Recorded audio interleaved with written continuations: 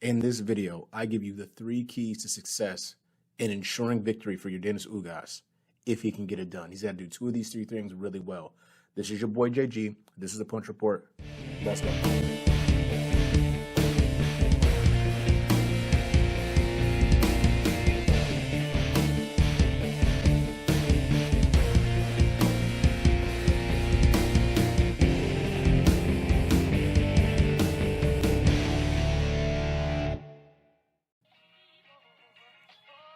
Like I said before, y'all, welcome back to the channel. This is your boy JG. This is the Punch Report. Please, if you could be so kind, like, subscribe, bell icon for notification. Let's get right into it. So I've covered this fight Saturday, April 16th, Ugas Spence ad nauseum, 3 belts on the line. I've talked about it from a number of perspectives, but the one thing I've yet to do, and it's happening right now, is cover the path to victory for your Dennis Ugas. What are the 3 most important things he's going to have to do to ensure victory for himself and walk away with those 3 belts?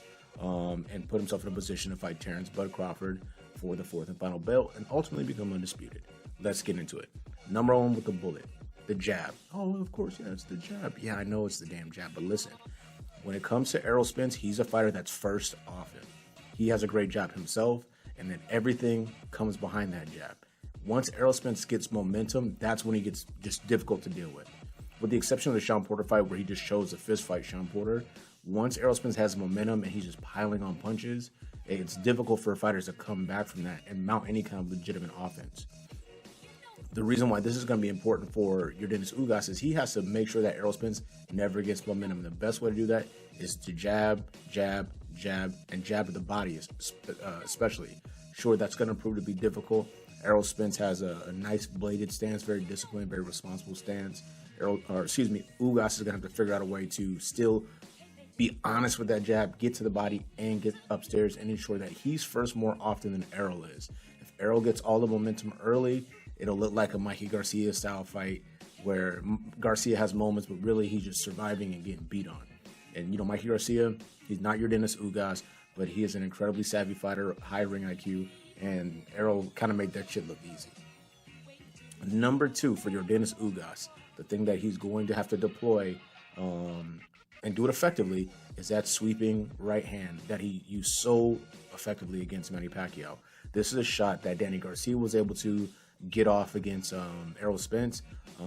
Take a look at the clips. I mean, it's a shot that landed. It was effective. Anything coming off that right side was landing on Errol from a Danny Garcia perspective whenever Danny had any kind of success.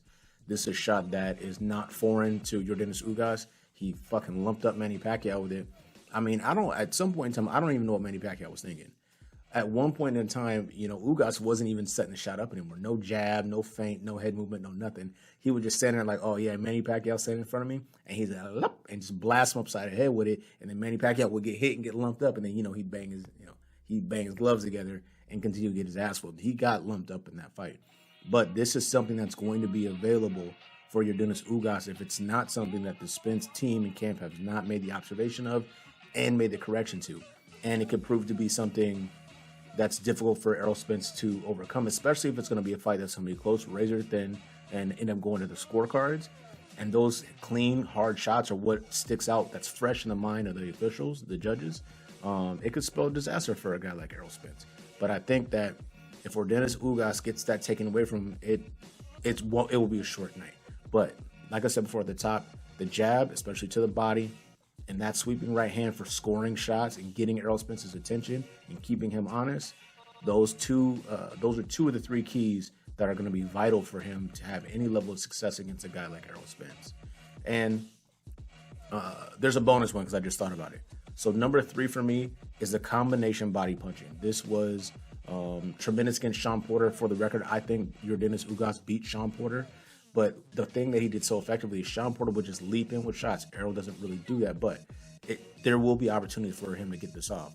He would just dig down and just twist at the hips, left, right to the body, just dedicated to putting water in the basement. Shout out to Teddy Atlas and punishing Sean Porter to the body. And it had effect. Toward the end of the fight, Sean Porter was looking bad. He was guessing. And if you look at that Sean Porter-Ugas fight, as the fight went on, Ugas' energy tank continued to increase. He was feeling good in there. He was swagged out. He threw Sean Porter on the ground like a little kid, and he was feeling good, taunting him, hands down, what's up, where you at? And you could tell that by the end of that fight, your Dennis Ugas was fairly confident that he had won that bout. And I do not disagree with him. Shout out to Sean Porter. Shout out to your Dennis Ugas. He's going to need more of that against Errol Spence. How and when will the opportunities come? This one's going to be difficult. But a fighter with the experience of Ugas and the grit and determination that he has, if you can find a home for those combination body shots, he can slow down Errol Spence's momentum and put himself in a position to kind of fight mid-range to distance and maybe pick Errol apart. But he's got to slow that momentum down first. And that's been a tough task to pull off against a guy like Errol Spence. Last but not least, the bonus one that when I say it, it's going to be like, well, that's obvious. If you take a look at this picture right here, this is your Dennis Ugas after the Manny Pacquiao fight, a fight in which I feel like he won fairly easily. He cannot wear damage against Errol Spence Jr. He cannot take the shots. He cannot shell up. He cannot live and just depend on that high guard and having, tremendous vision and then trying to counter every single time. At some point in time, he's going to have to initiate offense, outside foot first principles, get on his horse, and land counter shots. So let's say he goes one sweeping right hand, step off to the left, jab, jab, two to the body, get on your bike. He has to box and move to give Errol a different look. So he's just not sitting there against like he did against Manny Pacquiao. I think he moved better in the Sean Porter fight, but if he thinks he can shell up and go high guard against Manny Pacquiao, I would encourage him to watch the Lamont Peterson fight. That shit's not going to work. And he has to figure out a way to be just more defensively responsible. In his camp, I would at this point, we know he can box and punch.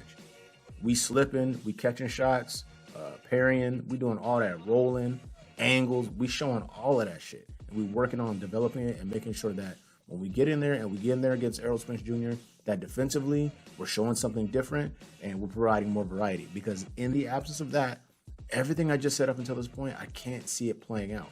Errol Spence Jr. is a machine. And one thing that I thought was interesting, in the Danny Garcia fight, I said, damn, Errol looks like he's running on the seam towards the latter rounds. He's an output fighter. But at the end, and I don't have it pulled up right here, I'm not going to pull it up. Shout out to y'all. Maybe I'll put it in the comment section. He still managed to throw, I think, over 800 punches against Danny Garcia. So he still had crazy output. So that carried through. In the camp where there's questions and he was coming off a car accident, we know that at a minimum, Errol Spence Jr. is going to come and throw a lot of punches and put a lot of pressure on the opposition. It's going to be incumbent upon your Dennis Ugas to put that jab in that solar plexus, move his feet, land his heavy shots when he can, and give different looks. And when he gets the opportunity, body punch in combinations and put damage on Errol in a way that minimizes his mobility and makes him question himself, especially with his lead hand. But those are the keys to victory for me for your Dennis Ugas. I know that was a lot in a short period of time, but there's a path there.